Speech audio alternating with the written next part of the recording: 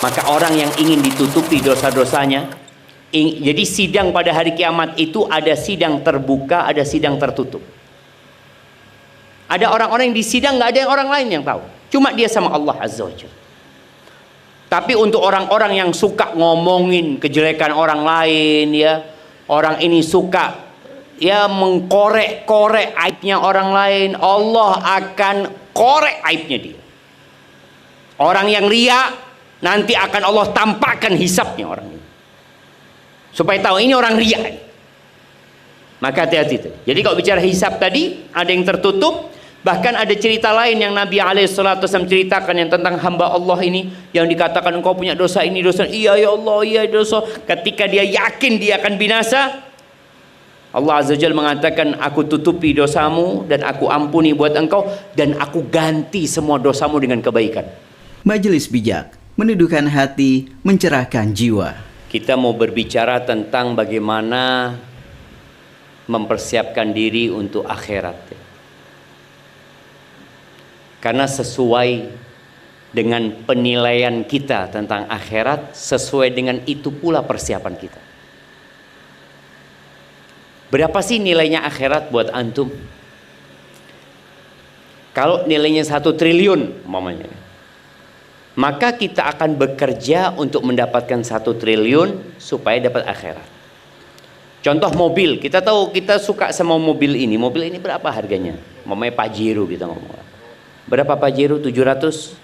Anggap 700. Nilainya 700. Maka kita kalau ingin mobil itu, mau tidak mau kita harus menabung. Mengumpulkan uang sampai harga mobil itu.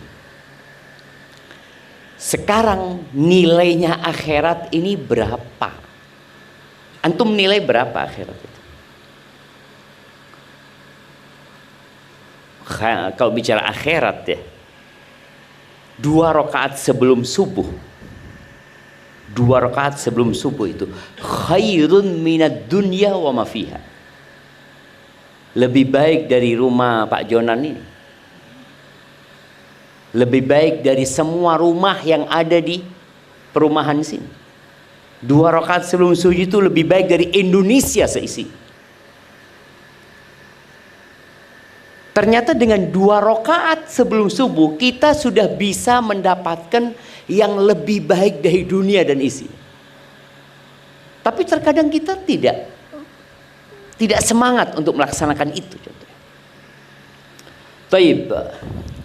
Nabi SAW pernah menyebutkan, la maudhi'u sauti ahadikum fil jannah khairun minad dunya wa ma fiha. Tempat pecut ya, dulu kan di zaman Nabi SAW kendaraan mereka adalah kuda, onta, keledai. Mereka butuh cemeti ya, pecut ya, sambil naik dipecut gitu ya, supaya lebih kenceng. Mungkin 1 meter lah tempat biasanya mereka akan meletakkan itu di dinding rumahnya, di cantolno gitu ya. Tempat yang cuma segitu itu di surga khairun minad dunya wa ma fiha. Lebih baik dari dunia dan isinya. Yang jadi pertanyaan, persiapan kita apa?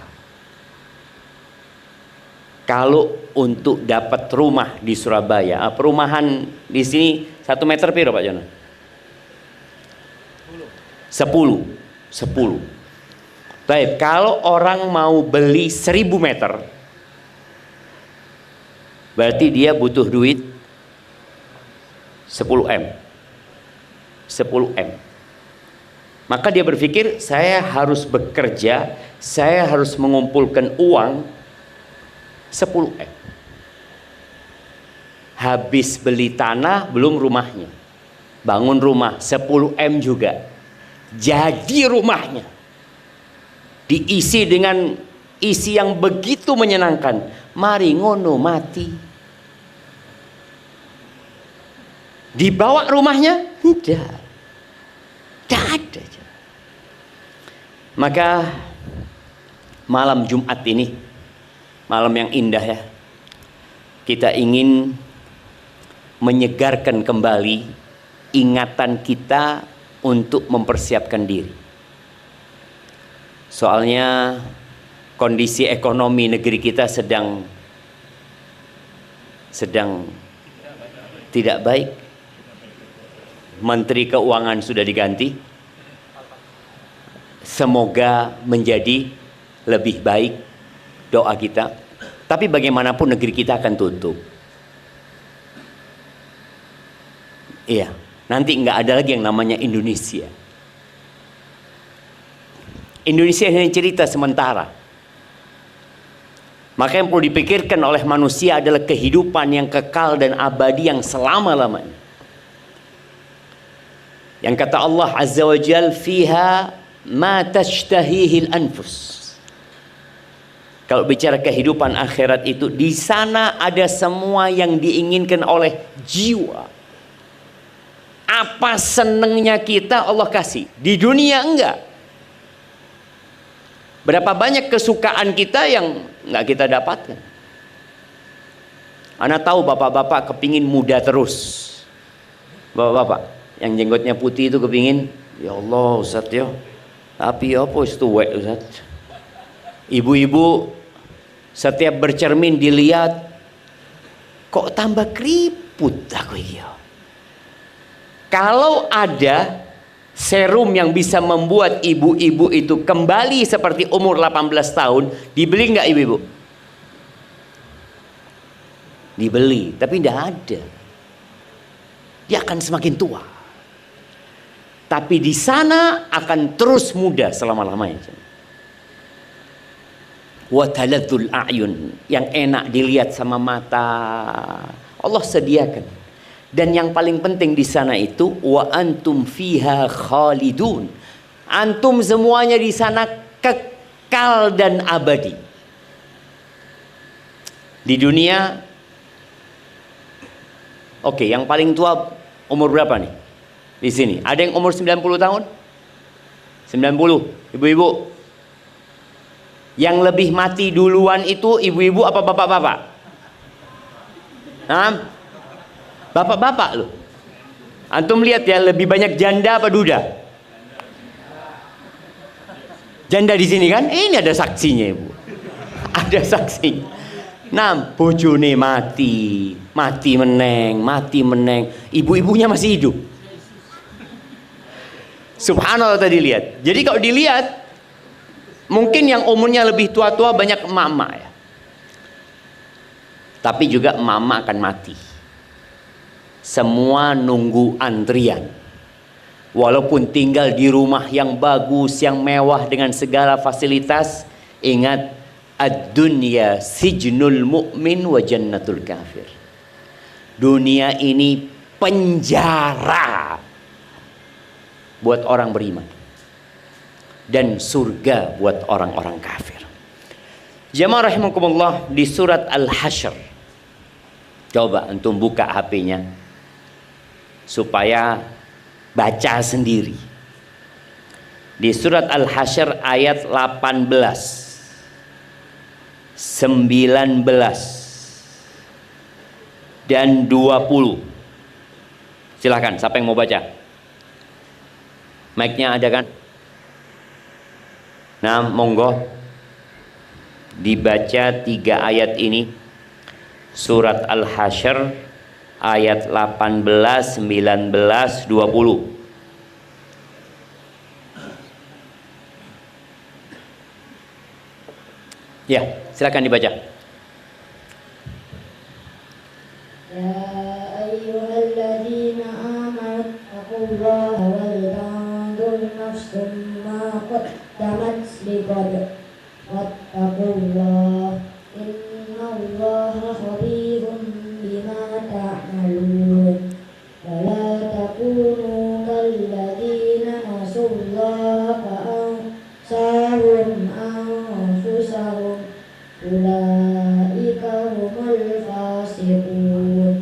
La yastawi ashabun nari wa ashabul jannah. Ashabul jannati humul faizun. Ya, artinya Baca artinya.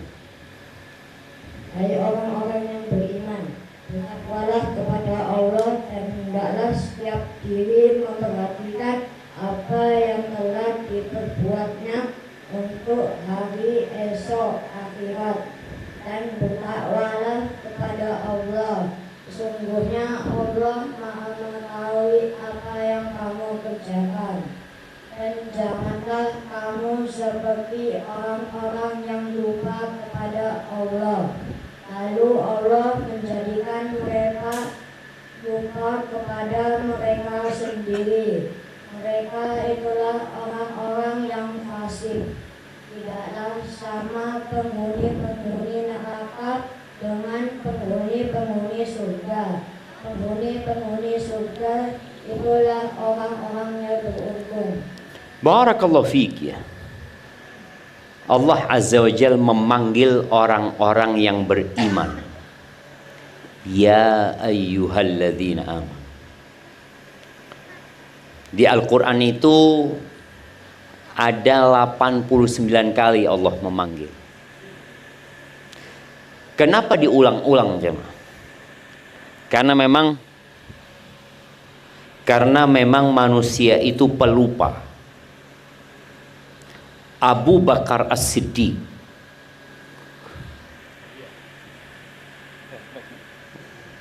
apa totolan? Oh, anak pikir di sana dijual. Nah, berapa kali Allah memanggil kita? 89 kali.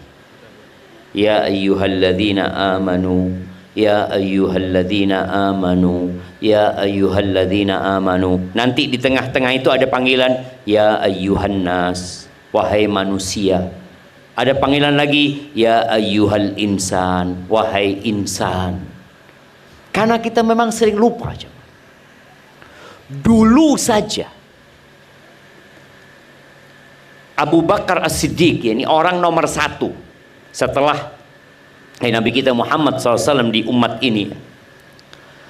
Abu Bakar lagi berjalan kaki melewatin rumahnya sahabat yang bernama Hamdalah. Hamdalah ini keluar rumah ngomong dia, nafaqo Hamdalah, nafaqo Hamdalah, munafik Hamdalah ini kata dia. Munafik Hamdalah. Dia menyebut tentang dirinya. Loh, kata Abu Bakar, gimana kau berani ngomong kayak gitu? Iya, kata dia. Kita tuh kalau lagi bersama Nabi alaihi salatu wassalam, dikasih nasihat sama Nabi alaihi salatu wassalam, kayaknya surga di depan kita. Kayaknya kita mau masuk surga. Semangat. Tapi kalau sudah pulang, ketemu sama istri, ketemu sama anak, ngurusi urusan pekerjaan, mulai lupa gitu. Kata Abu Bakar, loh sama, bukan cuma kamu, sama, saya juga kayak gitu. Artinya kita kalau sampai rumah, nih habis kajian gini ya, orang kajian betul katanya Ustadz itu, pulang pegang HP, wis lali meneng, nonton ini, nonton yang nggak bermanfaat.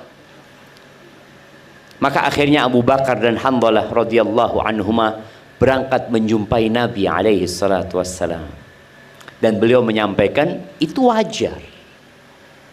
Maka ya saatan ya Hamdalah. Tadi setelah kita sibuk sama dunia, ya sudah ngurusin urusan akhirat. Jangan semua dipikirkan akhirat, jangan semua memikirkan dunianya saja. Akhiratnya kalau ada waktu. Sebagian kita seperti itu. Akhirat itu sampingan. Salat itu kalau ada waktu. Baik, Allah mengatakan di sini wal tanzur nafsum ma qaddamat lighad. Hendaklah setiap jiwa itu memperhatikan apa yang telah dia persiapkan untuk hari esok. Ingat ya, dunia ini nggak punya masa depan. Apa masa depannya antum? Nggak ada.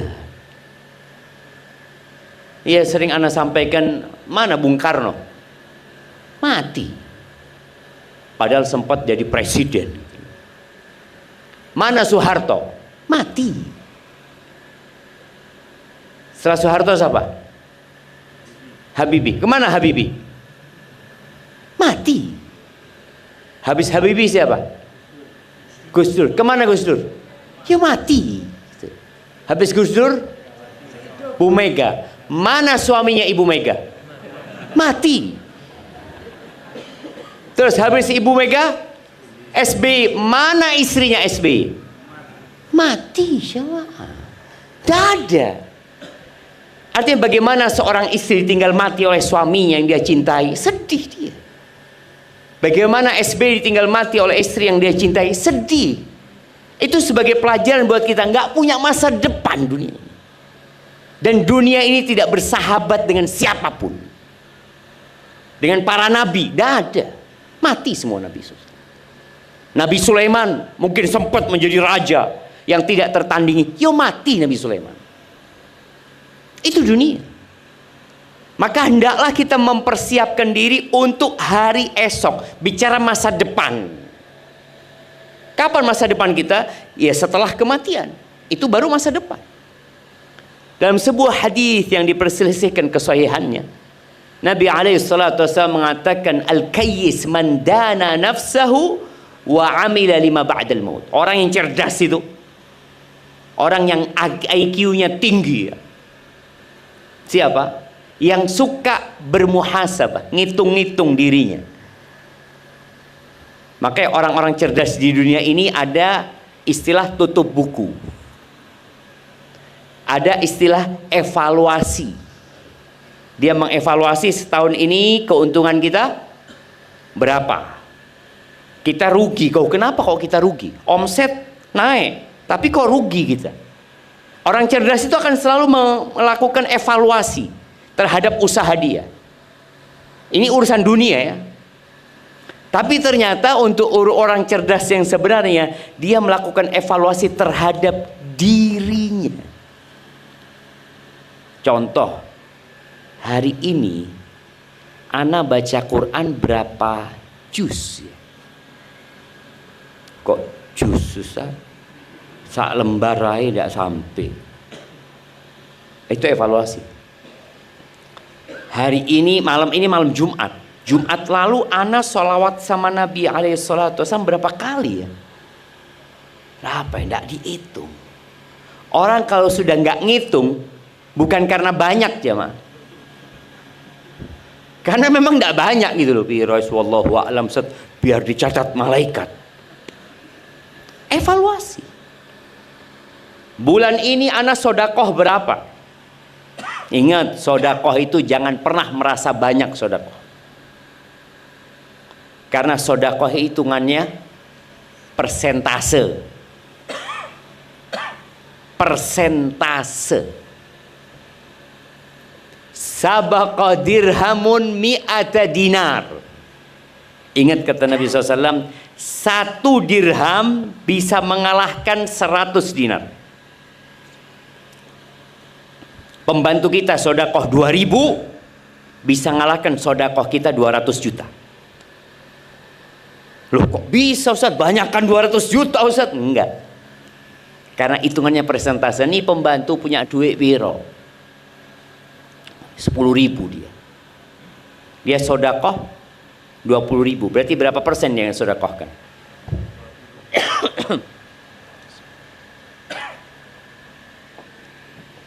Alhamdulillah 20%. Bapak sodakoh 200 juta.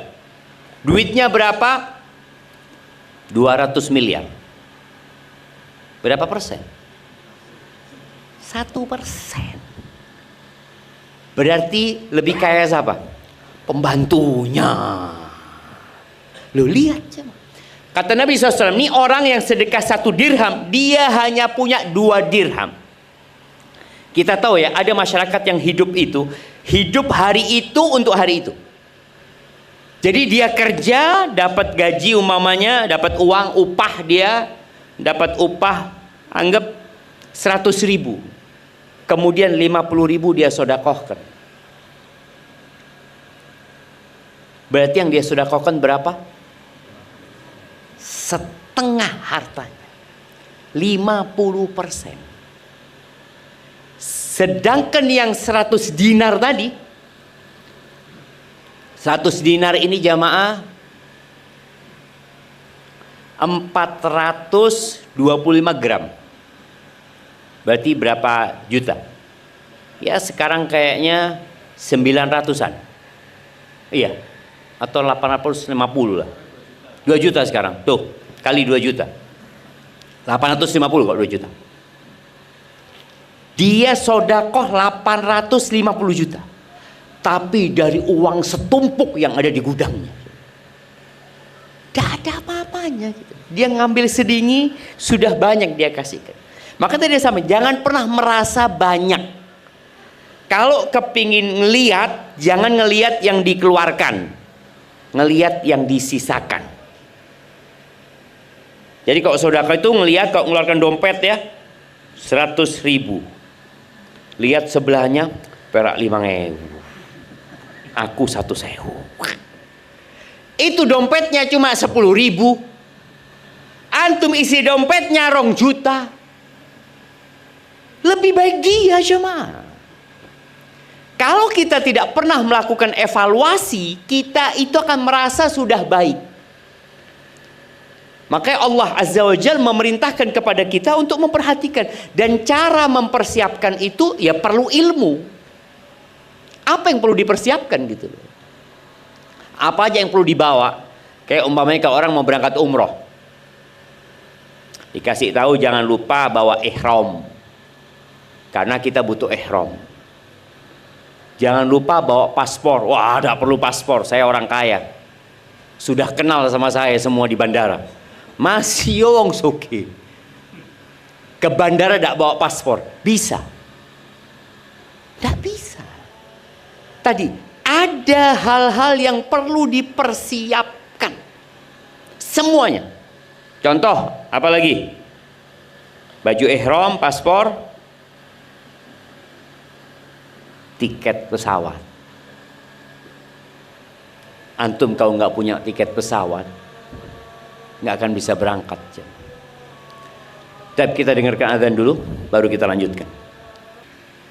Allahumma salli wa sallim ala Muhammad. Jadi mempersiapkan untuk hari esok itu dengan cara melakukan evaluasi tadi. Kita hitung-hitung apakah persiapan kita sudah cukup apa enggak. Oh alhamdulillah saya sudah banyak amal solehnya. Coba dilihat, ikhlas enggak kita? Nabi Ibrahim saja ketika dia bangun Ka'bah, apa doanya? Rabbana taqabbal minna, ya Allah terimalah dari kami ya Allah. Takut tidak diterima. Kalau itu Nabi Ibrahim, apalagi kita jemaah. Maka jangan merasa sudah baik. Bagaimana Rasul sallallahu alaihi wasallam sekali duduk beliau mengatakan Rabbighfirli wa tub alayya innaka antat tawwabur rahim 100 kali. Dan beliau tiap hari. Kalau kita sekali-kali cuma, tidak tiap hari. Maka usahakan kita mendawamkan jamaah istighfar minimal 100 kali. Antum punya waktu duduk, dihitung. Kalau kita tidak menghitung, kita merasa sudah banyak. Merasa. Makanya ada orang merasa dizolimi, padahal belum tentu dizolimi.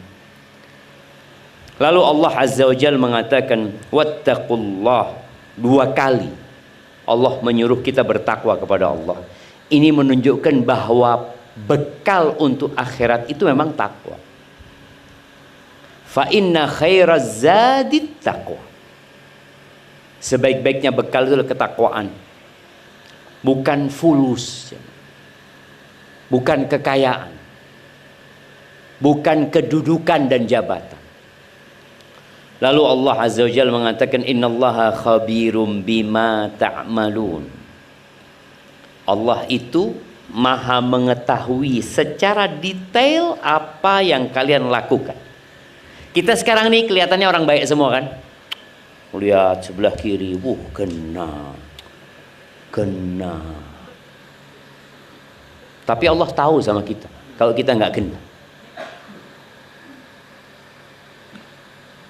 Kita itu pandai menyembunyikan dosa. Kalau dosa itu ada baunya, ana yakin kita nggak akan kumpul. Kita nggak akan bisa sholat barengan. Tapi subhanallah, Allah tutupi dosa-dosa kita. Maka Umar bin Khattab radhiyallahu taala anhu mengatakan, hasibu anfusakum qabla an tuhasabu. Kalian hisab diri kalian sebelum kalian dihisab. Hitungan itu biasanya jumlah. Wazinu a'malakum qabla an tuzanu. Dan kalian timbang amalan kalian sebelum kalian nanti ditimbang. Artinya timbangan itu biasanya untuk mengetahui kualitas, bobot.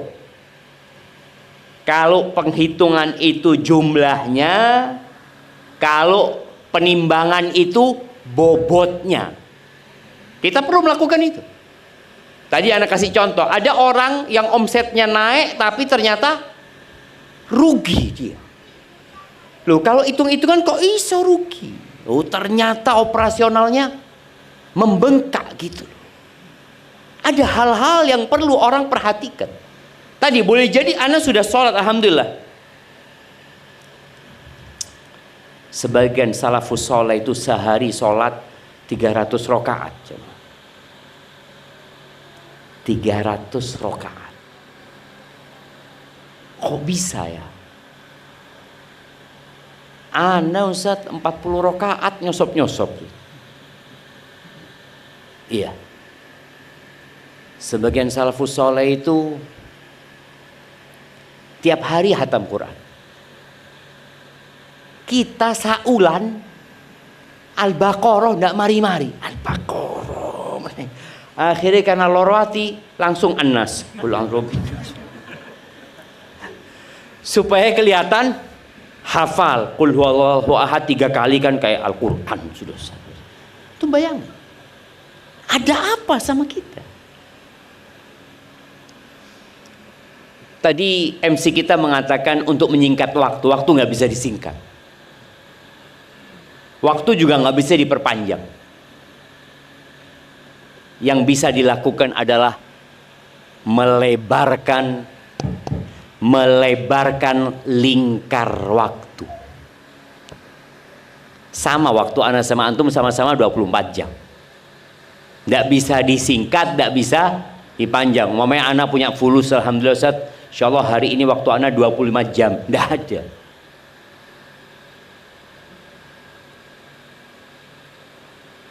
Tapi dilebarkan lingkar waktu bisa. Salah satunya dengan silaturahim umpamanya. Jadi berkah waktunya. Terus terang pengalaman ana ya. Ana bicara pengalaman buruk ya. Ana itu kalau pegang HP kemudian ana baca Quran, satu halaman itu terasa panjang jemaah. Masya Allah ya. Tapi kalau sudah nonton short, nonton TikTok atau Reels, itu sak jam. Loh, kok wis sak jam? Antum bisa bayang? Satu lembar yang cuma 5 menit terasa panjang sekali. Itu berkah. 1 jam nonton yang seperti 1 menit, itu hilangnya keberkahan. Dan sekarang manusia akalnya itu semakin tumpul. Nggak bisa lagi lihat yang panjang-panjang. Dulu orang kalau nonton bioskop itu nonton film di bioskop ya, bisa filmnya itu dicepatkan. Ngomong cepet no ngantuk guys. Nggak bisa. Dia 1 jam setengah, 1 jam setengah. Tapi sekarang orang nonton baru 5 menit atau dipindah ke menit 12. Baru menit 12, aduh ketahuan wis menit 20. Terakhir, ya apa sih terakhir ceritanya? Wis terakhir. Iya. Tumpul sudah akalnya. Jadi dia nggak mampu lagi. Ini tadi waktu yang tidak berkah. Maka bagaimana kita membuat waktu kita berkah? Ya, salah satunya bermuhasabah tadi. Tapi nimbang, kata Umar, setelah engkau jumlahnya, timbangannya, bobotnya, kemudian kata Umar bin Khattab radhiyallahu anhu, wa tazayyanu liyaumil ardil akbar. Dan kalian jangan lupa berhias ya. Pakai baju yang bagus, rambutnya disisir yang bagus, pakai parfum, pakai sepatu yang indah, jamnya jangan lupa. Untuk kapan? Untuk pameran terbesar. Nanti akan ada pameran yang dihadiri oleh cucu-cucu kita, anak kita, diri kita, bapak kita, embah kita. Nabi Adam juga hadir di pameran. Kata Allah Azza wa Jalla, yauma idzin tu'raduna la takhfa minkum khafiyah. Hari itu kalian akan dipamerkan semuanya, nggak ada yang bisa disembunyikan. Yauma tublas sarair. Kita punya rahasia, anak punya dosa yang antum nggak tahu. Antum juga punya dosa yang anak nggak tahu. Bapak mungkin punya dosa yang anaknya nggak tahu. Anak punya dosa yang bapaknya nggak tahu. Istri punya dosa yang suaminya nggak tahu. Suami punya dosa yang istrinya nggak tahu. Tapi hari itu semua dipamerkan. Umar mengatakan, kalian kalau mau ikut pameran sekarang genak no. Akan ditampil, oh ini yang ria. Kelihatan nantinya. Nanti akan ada orang yang membawa sapi, ada orang yang bawa kambing, ada orang yang bawa tanah. Boleh jadi anak lihat bapaknya, loh ternyata bapakku iki maling. Anaknya kelihatan. Sang bapak juga ngelihat anak, loh ternyata seperti ini yang dilakoni. Itu hari pameran terbesar. Maka tolong kita persiapkan. Mau pakai baju apa kita nanti pada hari itu. Lalu Allah Azza wa Jalla mengatakan, wala takunu kalladzina nasullah fa ansahum anfusahum. Kalian jangan menjadi orang-orang yang melupakan Allah. Nggak iling sama Allah. Salat ya bolong-bolong. Ramadan kadangkala poso, kadangkala enggak. Urusan cari dunia halal haram ndak mikir. Maka kata Allah, jangan menjadi orang-orang yang lupa sama Allah. Allah akan kasih hukuman. Apa hukumannya? Allah bikin mereka lupa sama diri mereka sendiri. Tadi kita bicara evaluasi, nggak ada, dia nggak akan melakukan evaluasi diri. Lupa dengan maslahat dirinya, lupa dengan yang manfaat buat dirinya. Allah bikin lupa dia memang. Betapa sering kita melihat ada orang, loh orang ini masya Allah sholat malam, puasa sunnah, kita saulan poso tidak pernah. Boleh jadi kita sedang dihukum lupa. Maslahat loh puasa itu, baca Quran itu maslahat. Iya loh Ustaz, tapi kan tidak wajib Ustaz. Loh iya, tidak wajib. Main bola wajib. Main bola tidak lali. Bapak-bapak ini suka main bola bapak? Siapa yang suka main bola? Oh main bola Dendi. Tidak, saya di Bandung Ustaz. Budalnya mah. Pengajian di Surabaya, aduh kesel ya orang. Kita lihat dia. Boleh jadi itu hukuman dari Allah. Untuk yang maslahat kita tidak bisa. Bahkan kita dibisikin, oh, itu kan tidak wajib, kan cuma sunnah. Tapi untuk yang mubah, dan pahala nih, kita bisa melakukan hal itu. Kita perlu berpikir, apa? Oh ya. Boleh jadi kita sedang dihukum sama Allah Azza wa Jalla. Ada seorang datang kepada Hasan al-Basri. Kisah ini banyak ditanyakan kepada salafus soleh ya. Ada satu mengatakan, aku ini kenapa ya kok nggak bisa sholat malam ya? Padahal niat ada. Dan persiapan sudah matang, air wudhunya dipersiapkan, ya, mungkin sejadahnya dipersiapkan. Aku kepingin sholat malam, tapi tetap tangini adzan subuh. Ada ibu-ibu, padahal pasang alarm ya. Alarm jam berapa? Ibu biasanya pasang jam 2, setengah 3. Bangun setengah 5 tetap jamaah. Loh, perhatikan, boleh jadi terjadi sama kita. Tahu kita, oh nambah 5 menit. Nambah 5 menit adzan subuh. Padahal waktu yang paling mahal dalam hidup kita itu sepertiga malam akhir. Itu paling mahal dalam hidup kita. Tapi sering waktu itu kita tidak manfaatkan. Sekali lagi boleh jadi kita sedang dihukum sama Allah. Ini orang yang bertanya kepada Hasan al-Basri. Apa kata Hasan al-Basri? Karena dia melihat kenapa orang lain bisa, aku kok enggak bisa. Padahal kalau bicara capek, kerjanya orang itu capek, dia kuli. Keringetan kerjanya. Saya cuma duduk-duduk umpamanya. Tapi kok aku enggak bisa? Kata Hasan al-Basri, qayyadatka dunubuka. Engkau dirantai sama dosa-dosa. Ketaatan itu melahirkan ketaatan. Dosa melahirkan dosa. Maka tolong jangan sampai kita lupa sama Allah. Maka kalau habis berbuat dosa itu, apa kata Nabi SAW? Wa atbi'is sayyi'atal hasanah tamhuha. Kalau habis berbuat dosa, ikuti dengan kebaikan. Akan dihapuskan insyaAllah dosa-dosa. Makanya dengan istighfar, dengan berzikir ya. Dan Allah katakan wala takunu kalladzina nasullah fa ansahum anfusahum ulaika humul fasiqun. Orang-orang yang disibukkan dengan dunianya kemudian lupa sama Allah, mereka adalah orang-orang fasik sebenarnya. Kemudian di ayat 20 Allah mengatakan nggak sama loh. Penghuni neraka dengan penghuni surga nggak sama. Kalau sekarang di dunia kadang-kala kita melihat kok yang sukses ya sembahyang enggak pernah Ustaz. Anak punya tonggo itu Ustaz, maling Ustaz. Ramadan enggak puasa, tapi fulus Ustaz. Kita kan di dunia kadang-kadang melihat kayaknya orang ini orang yang bahagia sekali, enggak jam. Enggak sama.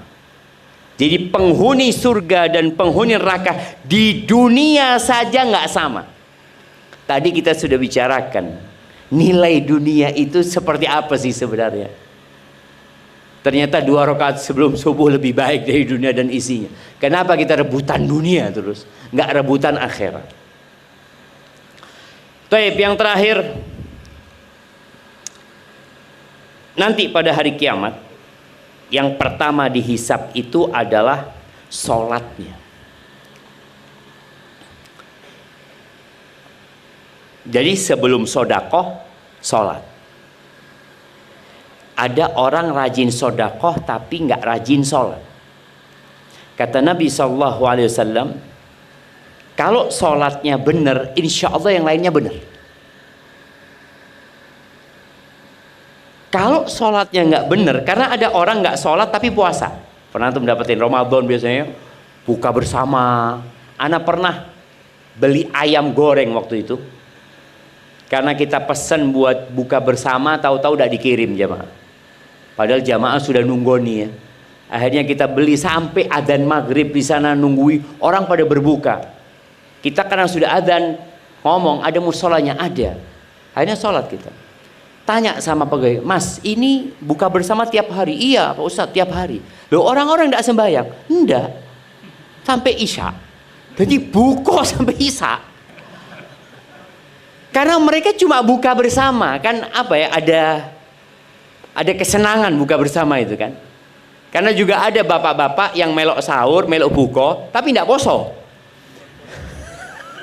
Jadi waktunya sahur, bismillah. Sampai kantor, yo mangan gitu loh.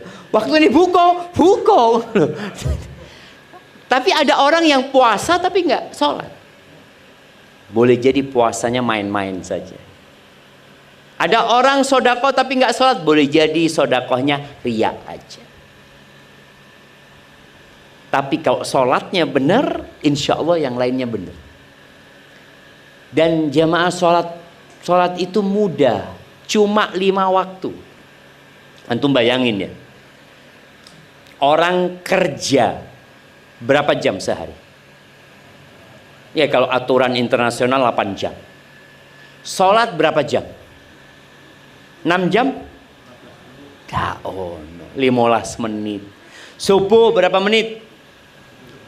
5 menit lah. Imamnya panjang ya kita pindah masjid, tidak apa-apa gitu kan. Iya tidak apa-apa jemaah. Ketahuan Imam Ustaz. Tidak apa-apa. Artinya kan yang penting sholatnya 2 rakaat gitu kan. Subuh cuma 2 rakaat gitu. Kemudian zuhur 4 rakaat. Asar 4 rakaat. Maghrib 3 rakaat. Isya 4 rakaat. 17.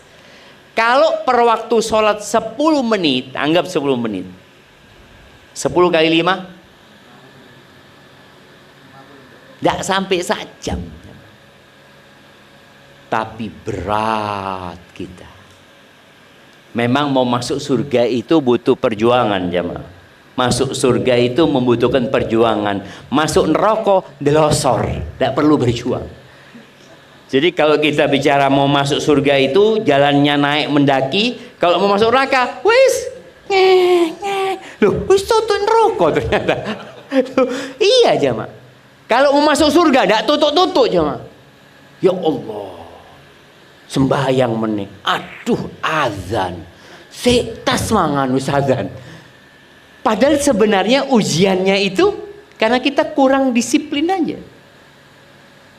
Dan ketika antum sholat, antum akan mendapatkan kenikmatan yang gak didapatkan dengan makan dan minum. Kita tahu tubuh kita ini tercipta dari 2 unsur. Unsur tanah dan unsur ruh. Unsur tanah itu tadi makan, ya olahraga, tidur. Unsur ruh ini ya ibadah tadi. Baik, kemudian persiapan untuk hari akhir ini, tolong ada 4 pertanyaan yang antum mulai sekarang sudah catat. Aku akan ditanyain. Jadi nanti bisa jawab. Yang ditanya an umrihi, umurnya buat apa? Kemudian masa mudanya. Di riwayat lain disebutkan tubuhnya. Karena biasanya anak muda ini beda sama yang tua. Wis tuwek wis mambu kuburan biasa nak masjid. Oh iya saiki nak masjid Ustaz. Biyen ndak pernah nak masjid wong Ustaz. Iya, akan ditanya masa mudanya. Ditanya. Tubuhnya itu dibuat apa? Kalau sudah tua nggak mampu kemana-mana. Ada orang yang mampu naik gunung. Lihat apa? Mau lihat sunrise. Naik gunung. Jam berapa berangkat biasanya jemaah? Jam berapa? Loh, jam piro? Jam 3. Jam 3 kan? Delok sunrise. Padahal munggah genteng ketokan sunrise. Oh lain Ustadz, rasanya lain. Ya wis gak apa-apa wis. Ini kan bicara rasa gitu ya. Tapi tadi kita lihat ya, dia mampu. Mampukah engkau sholat malam seperti engkau melakukan perjalanan melihat sunrise? Mampu enggak? Kadang-kala berat. Kalau lihat sunrise itu dunia, sholat ini akhirat. Pokoknya urusan dunia, karena kita seneng jamaah, ya enjoy kita. Ada orang naik sepeda, sepedaan, sehari berapa kilo? Enggak lama loh Zat. Ya anak 2 jam. 2 jam berapa kilo jangan? Naik sepeda. Hah? Berapa? Loh terus no. 90 kilo. Oh banter ya jemaah. Iyalah, anggaplah tadi 30 kilo dia bisa melakukan itu. 2 jam dia bisa jemaah. Pas sholat malam, Allahu Akbar. Witir 3 rakaat. Qul huwallahu ahad. Qul a'udzu birabbil falaq, qul a'udzu birabbin nas. Alhamdulillah sahih. Cuma bayangkan tadi engkau 2 jam ini sholat witir 5 menit seakan-akan sudah melakukan sesuatu yang besar sekali. Diguyu-guyu mbek sing numpak sepeda. Iki 2 jam. Tapi memang itu jam. Ana rasakan sendiri. Ana bisa umpamanya jalan kaki ya 45 menit, sholat 45 menit, lihat jam, loh, si oleh 10 menit ternyata. Berkah jamaah. Berkah waktu kita kalau kita ibadah itu. Jadi tadi umurnya, masa mudanya, terus ilmunya. Ini yang lebih suka melok kajian itu bapak-bapak apa ibu-ibu? Nah, ibu-ibu akan ditanya ilmunya dipakai buat apa? Iya, ojo akan ilmu ana Ustaz 10 tahun pengajian. Yang ditanya itu bukan 10 tahunnya. Diamalkan apa tidak ilmunya? Apa gunanya kita dengarkan pengajian? Masya Allah, sohi pancen yang disampaikan, sohi. Tapi mereka ngono tidak dilakoni jemaah. Akan ditanya an ilmihi madza amila bihi, digawe opo pertanyaannya. Terus pertanyaan yang terakhir yang keempat, an malihi, tentang hartanya. Pertanyaan tentang harta ini 2. Min ainak tasabahu wa fima anfaqahu. Dapat dari mana, dibelanjakan kemana? KPK kalau tanya sama seperti itu. Iya kan? Orang itu akan diminta untuk membuktikan dia dapat dari mana uang itu. Oh, dia akan mengatakan dari ini usaha sendiri, ini jualan ini, yang ini warisan. Wis, dia harus melaporkan itu.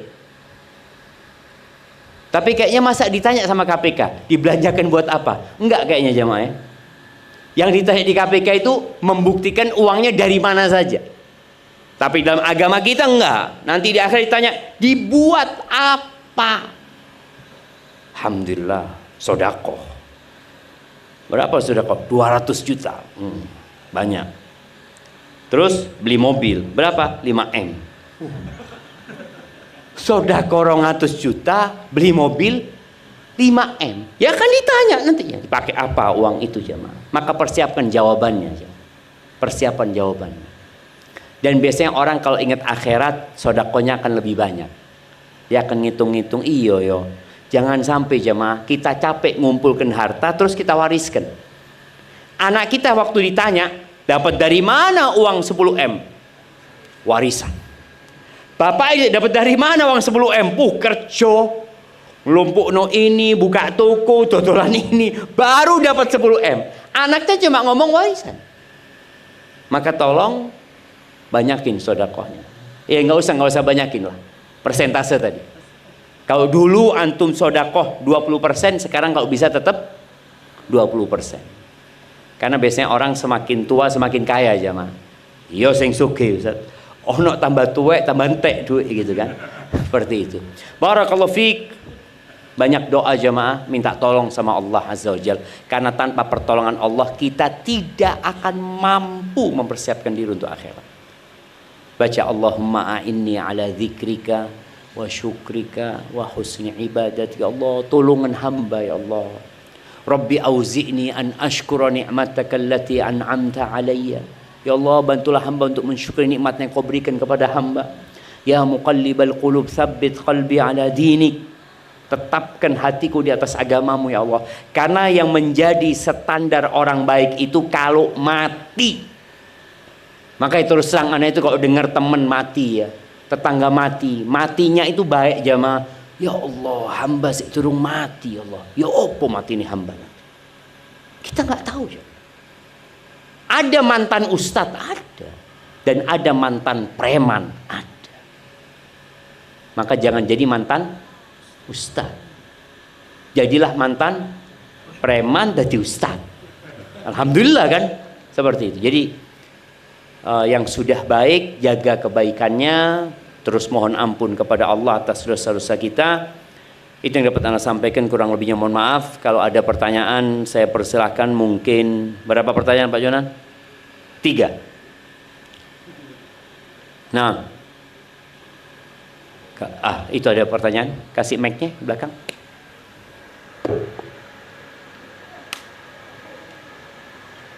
Assalamualaikum. Waalaikumsalam warahmatullahi wabarakatuh. Untuk sholat ini kan susah sekali untuk kita bisa khusyuk. Saya pernah mendengar kalau untuk menghilangkan kita susah khusyuk itu adalah sholat berjamaah di masjid. Itu apa benar kata-kata itu? Karena kalau masalah ketika itu, kalau salah satu dari jamaah atau imam khusyuk kita ikut khusyuk. Masya Allah, barakallahu fiik. Iya jamaah, ini pertanyaan yang menarik ya, karena berkaitan dengan yang pertama ditanya nanti di padang mahsyar adalah sholatnya gitu kan. Kalau sholatnya benar, insya Allah yang lainnya benar. Bicara benar sholatnya ini adalah meliputin beberapa aspek. Dari sisi syarat rukun terpenuhi ya, seperti itu. Kemudian khusyuk itu bukan syarat sahnya sholat, tapi ternyata khusyuk itu menjadi penentu pahala sholat. Ada orang yang sholat, kata Nabi SAW, walaysa lahu min sholatihi illa nisfuha. Ada orang sholat hanya mendapatkan setengah. Ada yang dapatnya ya, ada yang seperempat, ada yang seperlima, ada yang seperempat ya, ada yang seperlima, ada yang seperenam, ada yang sepertujuh, ada yang sepersepuluh, ada yang tidak dapat apa-apa. Sholat tapi gugur, dia jadi nggak wajib sholat. Tapi dari sisi pahala, memang kita harus berusaha memperhatikan masalah khusyuk ya. Khusyuk ini bagaimana caranya mendapatkan khusyuk? Kalau dikatakan sholat di masjid bisa khusyuk, insya Allah ya. Tapi juga boleh jadi tidak. Ada orang sholat berjamaah di masjid, sebelum takbir ikut ngirim WA.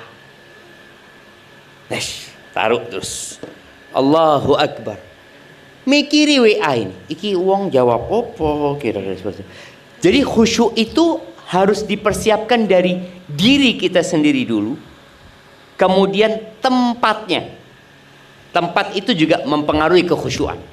Jadi ada faktor internal, ada faktor eksternal. Orang kalau sudah dirinya khusyuk, mau di depannya ada apapun dia akan khusyuk. Tapi kalau dirinya belum khusyuk, maka ada orang yang lihat sejadah itu, mikiri sejadah itu. Iki kira-kira piro regane? Kok empuk sejadah iki? Loh iya jemaah. Padahal di masjid ini sudah. Dan kalau dikatakan apabila ada imamnya khusyuk ya, insya Allah semuanya dapat khusyuk, enggak sebenarnya. Jadi tetap ya kita enggak khusyuk gitu loh. Berapa sering kita sholat, imamnya mau copo mau ya. Al-Fatihah, ya jelas Al-Fatihah. Mari ini Al-Fatihah mau coba surat apa? Kadang-kadang kita lupa.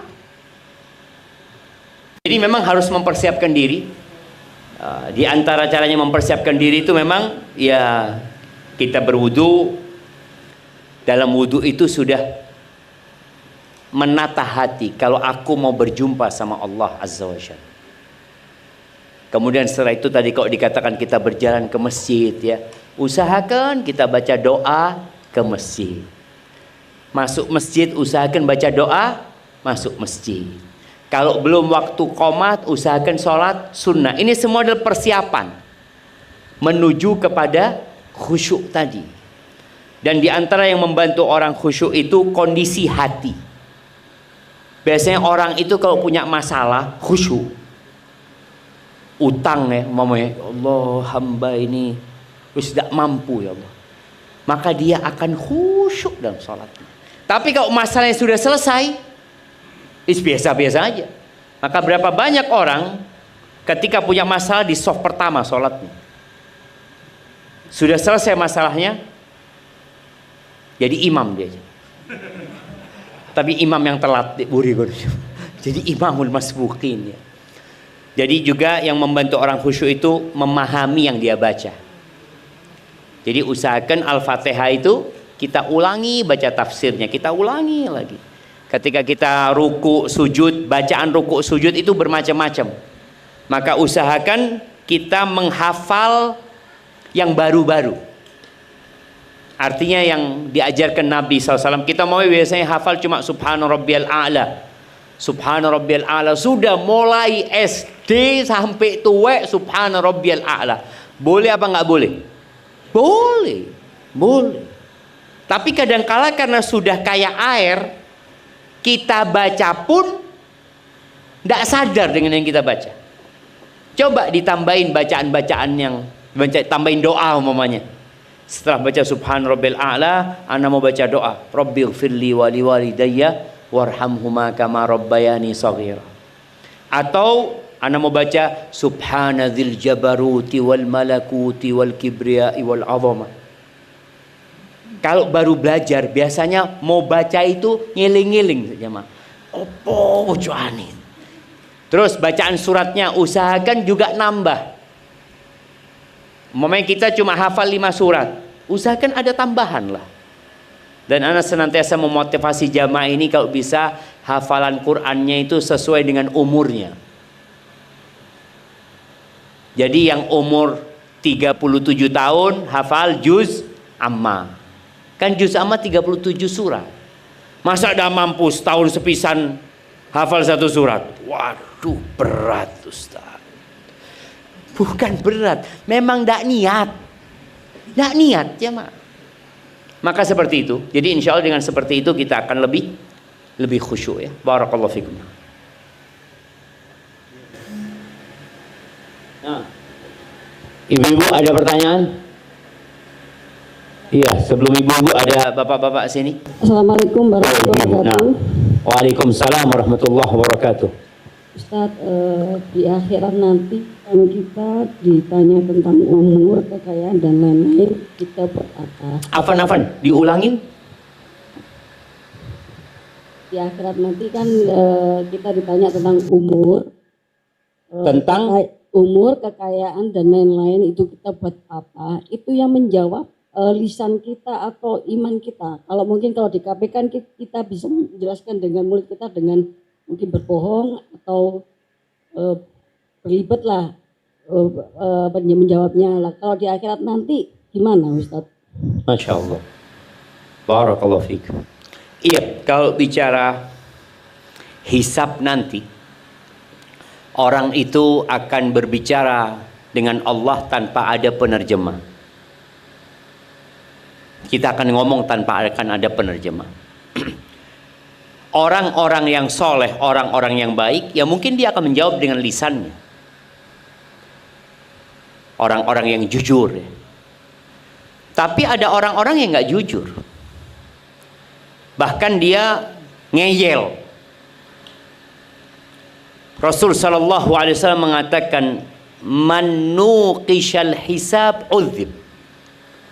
Barang siapa yang hisabnya itu ada bantah-bantahan, orang ini akan diazab sudah. Jadi enggak, saya tidak melakukan itu, ini, itu. Akhirnya dia minta saksi. Disitulah nanti akan dikunci mulutnya. Kemudian tangan, kaki, kulitnya akan bersaksi. Tapi ada orang yang enggak. Dihisab dia jawab dengan lisan. Allah Azza wa Jalla mengatakan, ini salah satu pemandangan hisab pada hari kiamat ya. Ada yang orang ini ditanya sama Allah, engkau melakukan dosa ini hari ini, kata. Naam ya Allah. Terus dosa ini, kata. Iya ya Allah. Terus dosa ini lagi, iya ya Allah. Terus disebutkan dosa dan dia mengatakan iya. Lalu Allah Azza wa Jalla mengatakan kepada orang ini belum semua dosanya jemaah. Setelah selesai, Allah mengatakan kepada orang ini, satartu laka fid dunya wa ghafartu laka al-yawm. Dulu dosa-dosamu aku tutupi di dunia dan hari ini aku ampuni. Subhanallah. Maka orang yang ingin ditutupi dosa-dosanya, jadi sidang pada hari kiamat itu ada sidang terbuka, ada sidang tertutup. Ada orang-orang yang di sidang nggak ada yang orang lain yang tahu. Cuma dia sama Allah Azza wa Jalla. Tapi untuk orang-orang yang suka ngomongin kejelekan orang lain ya, orang ini suka ya mengkorek-korek aibnya orang lain, Allah akan korek aibnya dia. Orang yang riya nanti akan Allah tampakkan hisabnya orang ini. supaya tahu ini orang riya. Maka hati-hati. Jadi kalau bicara hisab tadi, ada yang tertutup. Bahkan ada cerita lain yang Nabi SAW ceritakan yang tentang hamba Allah ini, yang dikatakan engkau punya dosa ini, dosa. Iya ya Allah, iya dosa. Ketika dia yakin dia akan binasa, Allah Azza wa Jalla mengatakan, aku tutupi dosamu dan aku ampuni buat engkau, dan aku ganti semua dosamu dengan kebaikan. Apa kata orang ini? Ya Allah, tadi masih ada dosa-dosa yang lain belum kau sebutkan ya Allah. Karena dia tahu Allah Maha Pengasih, Maha Penyayang ya. Dan Allah ampuni dosa-dosa. Jadi seperti itu. Kalau bicara proses hisabnya, ada yang tertutup, ada yang terbuka. Kemudian ada kondisi yang manusia ngeyel. Tapi ada orang yang cuma ditunjukkan engkau melakukan ini, itu dia mengatakan iya ya Allah. Biasanya orang kayak gini akan diampuni sama Allah Subhanahu wa taala. Barakallahu fikum. Taib, ini ada pertanyaan tertulis. Bagaimana cara hati, jiwa kita selalu menjaga keteguhan hati dalam beribadah? Niat sudah ada tetapi lemah iman untuk mempraktekkan, terkadang berat dengan rutinitas pekerjaan rumah. Ya, yang seperti ini perbanyak istighfar. Karena tadi udah disebutkan yang menyebabkan tubuh ini lemah untuk melakukan ketaatan, dosa. Dan cara membersihkan diri dari dosa adalah bertobat dan beristighfar. Maka perbanyak istighfar, perbanyak tobat. Dan untuk, kalau yang bertanya ini ibu-ibu ya, Rasul SAW mengatakan, wala tajidul mar'atu halawatal ibadah hatta tuaddiya haqqa zawjiha. Kata Nabi SAW, wanita itu tidak akan merasakan, istri itu, kalau posisinya dia istri, dia tidak akan merasakan lezatnya, manisnya ibadah sampai dia menunaikan hak-hak suaminya. Karena ada perempuan-perempuan yang merasa ahli ibadah, tapi ternyata dia kurang memuliakan suaminya, kurang menghargai suaminya, kurang melayani suaminya, kurang nurut sama suaminya. Bukan nggak nurut ya, nurut, tapi kadangkala nggak nurut. Itu biasanya akan sulit merasakan tadi nikmatnya ibadah. Maka perbanyak istighfar, dan kalau bicara dosa kepada suami ya minta maaf sama suaminya. Dan biasanya istri itu kalau minta maaf kayak apa aja, Mak? Nah, Mas njaluk sepuro, aku njaluk sepuro, Mas, lek duwe salah. Tadi tutu njaluk sepuro ndak aja, Mak. Ndak ngaku lek duwe salah. Masih ngomongnya lek duwe salah. Jangan lagi seperti itu ibu-ibu. Kalau minta maaf sama suaminya, Mas, aku njaluk sepuro, ake dosaku, Mas. Itu insya Allah suami ini, bapak-bapak memaafkan enggak? Oh, memaafkan, seperti itu. Ya, jadi supaya ibu merasakan lezatnya, nikmatnya ibadah itu tadi, menjalankan tugasnya sebagai seorang istri, dan ibadah menjadi istri itu berat. Maka kata Nabi SAW, apabila perempuan itu sholat 5 waktu, puasa Ramadan, terus nurut dan taat sama suaminya, menjaga kehormatan dirinya, qila laha udkhulil jannah. Dikatakan kepada perempuan ini, monggo masuk surga dari pintu mana saja yang dia suka. Barakallahu fiik. Ya, pertanyaan terakhir. Nah, Assalamualaikum warahmatullahi wabarakatuh. Waalaikumsalam. Ustadz izin punten mau nanyakan, mungkin ada kiat-kiat dari Ustadz bagaimana biar kita tetap istiqomah dalam hal kebaikan. Matur suwun. Assalamualaikum warahmatullahi wabarakatuh. Barakallahu fikum. Iya, itu hadiah buat yang bertanya, buat Bapak satu, kasihkan ke Bapak tadi. Nah, ibu-ibu kasih hadiahnya juga yang bertanya tadi ya. Kalau bicara kiat-kiat istiqomah ini, pengajian dimulai lagi nih Bapak.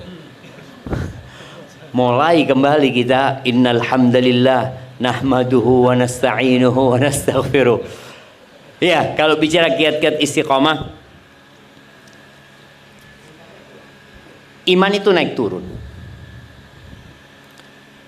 Jalan pintas menuju ke istiqomah itu memang doa. Minta sama yang membuat orang bisa istiqomah. Allah Azza wa Jalla. Maka kalau kita perhatikan doa-doa Nabi itu rata-rata minta istiqomah. Doanya Allahumma inni as'aluka minal khairi kullihi ajilihi wa ajilihi. Ya Allah, aku meminta kepadamu kebaikan semuanya ya Allah, yang segera atau yang tunda. Wa a'udzubika minasyarri kullihi. Wa a'udzubika minasyarri kullihi. Dan aku berlindung dari segala keburukan, yang segera dan yang tunda. Wa as'aluka min khairi ma sa'alaka 'abduka wa rasuluh. Aku memohon kepadamu kebaikan yang diminta oleh hambamu, oleh Nabi Muhammad SAW. Wa a'udzubika min syarri ma 'adza bihi 'abduka wa nabiyyu. Dan aku berlindung dari keburukan yang nabimu berlindung dari keburukan itu. Wa as'alukal jannah. Dan aku memohon kepadamu surga, wa ma qarraba ilaiha min qaulin aw amal. Dan semua yang bisa mendekatkan ke surga, baik itu ucapan atau perbuatan. Wa a'udzubika minan nar. Dan aku berlindung kepadamu dari neraka. Wa ma qarraba ilaiha min qaulin aw amal. Dan yang mendekatkan ke neraka, baik itu ucapan atau perbuatan. Wa as'aluka an taj'ala kulla qada'in qadaitahu li khairan. Dan aku memohon kepadamu agar semua takdirmu yang kau tentukan baik buat aku. Itu baca doa, doa-doa yang lainnya. Kemudian yang kedua agar istiqomah itu baca Quran. Paling tidak ya sehari 1 halaman, usahakan sama artinya. Kalau bisa 1 juz, Masya Allah, kita akan lihat nikmatnya hidup itu. Yang ketiga, zikrullah. Zikir ini amalan paling ringan. Buat orang-orang yang suka melakukan perjalanan, ingat ya, kalau jalannya lagi naik, baca Allahu Akbar, baca la ilaha illallah, Allahu Akbar. Kalau lagi turun, baca subhanallah ya, memuji Allah, menyucikan Allah Azza wa Jal. Naik kendaraan, baca zikir. Keluar rumah, baca zikir ya. Semuanya kita baca. Itu insya Allah kita akan bisa ada kekuatan istiqomah. Kemudian yang keempat, sohib, teman. Kalau temannya baik, insya Allah diajak baik. Tapi kalau temannya tidak baik, ya umpamanya temannya bukan nggak baik ya. Kadang-kadang kita punya teman itu ada beberapa macam. Ada teman yang seperti makanan. Kita harus setiap hari ketemu. Jadi kalau bicara makanan, ana wis 7 hari tidak makan Ustaz, yo mati gitu. Tadi ada kawan yang kita perlu ketemu tiap hari, seperti makan. Ada kawan ya yang seperti obat, kalau butuh saja. Kalau antum sering-sering ketemu kawan yang obat itu, overdosis nanti. Akhirnya jadi penyakit. Jadi kalau yang pertama itu seperti orang-orang soleh, ya orang-orang baik, yang kita ketemu hanya untuk bicara tentang ya akhirat, bicara tentang bagaimana menyelamatkan diri dari fitnah dunia. Kalau kedua ini biasanya teman-teman bisnis, butuh kita ketemu relasi kita apa, tapi jangan keseringan. Yang awalnya bisnis akhirnya jalan-jalan ini itu, akhirnya waktu kita habis. Yang ketiga, ada teman yang kayak racun. Kalau kita ketemu sama dia ya sudah, kita akan rusak nantinya. Itu mungkin beberapa kiat jemaah. Barakallahu fiik. Mungkin itu menjadi pertanyaan terakhir ya dalam pertemuan kita kali ini. Yang benar dari Allah Azza wa Jalla, yang salah dari diri kita, dari anak sendiri. Allah dan Rasulnya terbebaskan dari kesalahan itu. Mungkin kita akan tutup dengan sholat isya berjamaah. Subhanakallahumma bihamdika asyhadu an la ilaha illa anta astaghfiruka wa atubu ilaik. Assalamualaikum warahmatullahi wabarakatuh. Ana kembalikan ke MC kita. Majelis Bijak, meneduhkan hati, mencerahkan jiwa.